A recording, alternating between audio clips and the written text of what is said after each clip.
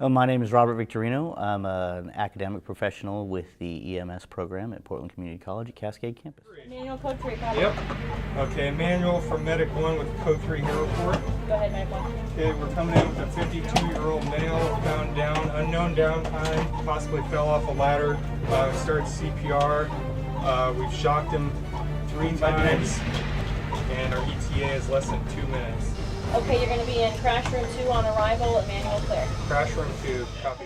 In EMS training, whether it's for EMT, the entry-level certification, all the way up through paramedic, which is the highest level certification, as part of your training, you have to do rotations in the hospital and on the ambulance and with various disciplines.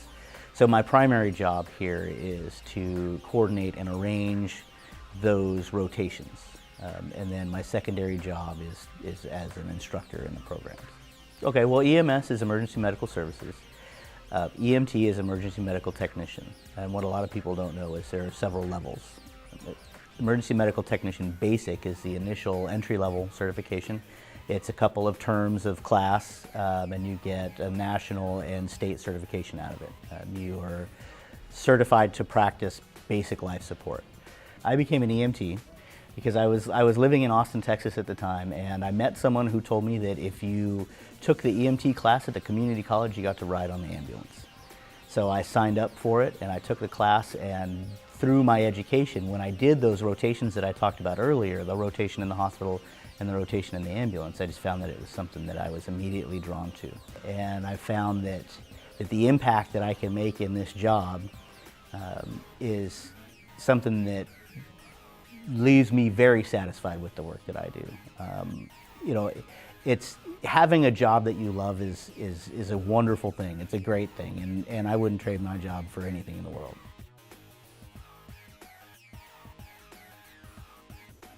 Well, in our job, life and death situations are going to come up. It happens. One of the things that we do is, this is going to sound a little weird, but we try to put as much pressure on them during the program as we can. We use simulation. Granted, you know, a plastic mannequin isn't a human being, but it's the best that we can do in the class.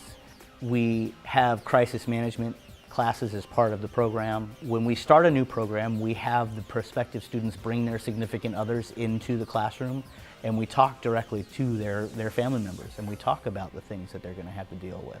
This job puts you in a situation where you deal with some things that are very stressful. And if you bottle that up, if you get into substance abuse over it, it can ruin your career and potentially lead to even more significant problems. That's also why we send them out to the hospital for a lot of work and on the ambulance. The paramedic student is going to spend about 370 hours in the hospital and about 550 hours on the ambulance as part of their education. And part of those experiences is for them to have patient interaction and have patient contact and be there for when somebody dies or be there for when somebody's born. Being able to make a critical or crucial decision quickly is an essential function in this job. People come into this job from all walks of life, but one of the few things that we all have in common, those of us that are successful in this job, is the ability to make a snap decision and move forward with it. One of the things that we use to teach that is our simulation environments. We run them through simulations that are timed, that are all done in real time, so they have to work on time management and enable to effectively manage the short amount of time that you have on an EMS call, is to be able to make a crucial decision and not second guess yourself. If you get into the trap of second guessing to the point that you can't act, you won't be successful in this job. In an urban environment like we have here in Portland, a 911 call is 10 minutes from any hospital. So if you have a critical patient, you have 10 or 15 minutes to make some very crucial decisions.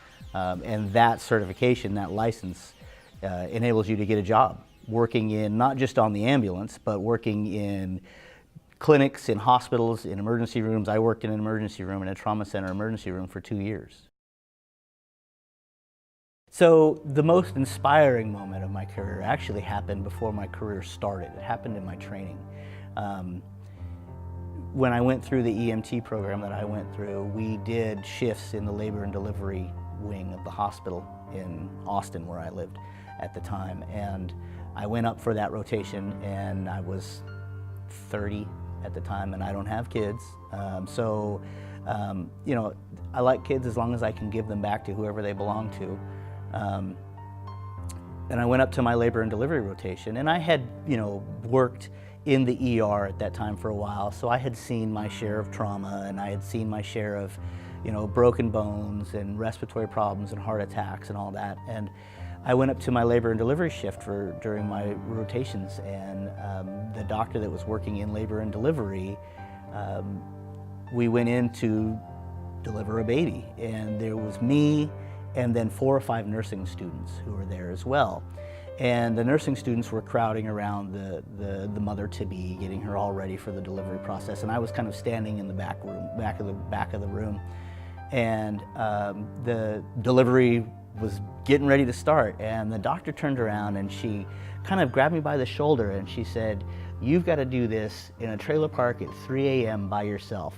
You need to get up here." And she stood me right in front of her, right there, and I caught that baby, and that was the first baby I delivered, and I think I stayed awake for 24 hours after that. I was so pumped up. There was so much adrenaline flowing, and that's when I went back home to my wife and I told her that I was going to go to school to be a paramedic, because that was an EMT school.